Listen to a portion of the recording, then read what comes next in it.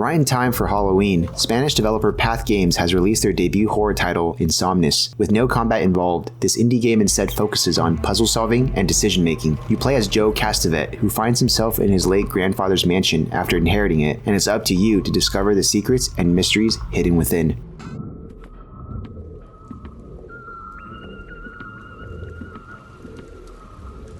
Unfortunately, Joe's reasons or goals here are never really explained, but given the genre, it's already quite apparent that this mansion is haunted. The narrative, for the most part, is quite murky and poorly explained. The second half of the game serves as a drastic plot twist, but even then, none of it is described in detail. A great eerie atmosphere is created primarily due to the visuals. Most objects are highly detailed, with fitting color schemes. Collectibles are scattered throughout, including diary entries, old postcards, and lost toys. They provide some insight into the narrative, but are mostly there for trophy hunters and completionists. Still, there are some weird design choices, especially with the flashlight. The mansion is dark, and it's hard to see, which is why you're given a flashlight in the first place. In the beginning, it even prompts you to press O to toggle it on, but you can't ever turn off the flashlight, and it doesn't run out of battery. So why not just turn on the flashlight from the start to begin with? You can't die in this game, no matter what you do. As you make your rounds to the different rooms of this abandoned mansion, you meet the ghosts of orphaned children, who are also the inducers of the aforementioned cheap jump scares. Their every movement is scripted and imposes no threat to you as you go about your investigation. They don't chase or attack you and simply just stand there after their pre-programmed movement has been completed. There is no autosave, and manual saving is only possible at dedicated phones found throughout the house. Other horror games make you feel like it's imperative to save because you have limited save files or because an entity is stalking you non-stop. This type of mechanic not only drives the immersion of terror, but also forces you to be more strategic as to when you should be saving. However, Insomnis forces you to save not out of fear, but necessity. It's probably more accurate to categorize Insomnis as a puzzle-solving walking simulator than a horror game. The orphan ghosts point you to clues that help you solve various puzzles and riddles. Unfortunately, while some of these puzzles are genuinely fun and challenging, others come off as frustrating and tedious. One such puzzle requires a book to be inserted into a shelf to open a locked door. There are no clues or hints as to where this book would be found. The most logical assumption is to believe that it must be on some other bookshelf or counter. After searching the entire mansion multiple times, it ended up being in a cabinet in the kitchen. Not to mention the walking speed is plodding, and there's no sprint option. With a playtime of fewer than 2 hours, the game doesn't warrant more than one playthrough. It's marketed as every choice matters because it features a bunch of different endings, but that is simply untrue. There are 2 endings, and the only difference is the choice you make at the very end of the game. Everything else you do in the game is linear and predetermined. Insomnis sets the atmosphere right in terms of tense audio and cleverly inserted environmental elements, but ultimately fails to deliver a genuine horror experience. Aside from a few stereotypical jump scares for the scripted surprise factor, there's absolutely nothing going for this game as a horror title. Noisy Pixel is giving Insomnis a 5 out of 10. Thanks for watching. Please read the full review at noisypixel.net. Noisy Pixel is run by a group of gamers who work hard to deliver news, reviews, previews, and more. Please subscribe to keep up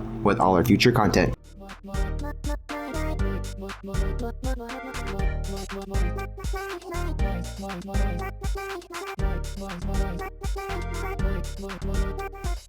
Noisy Pixel.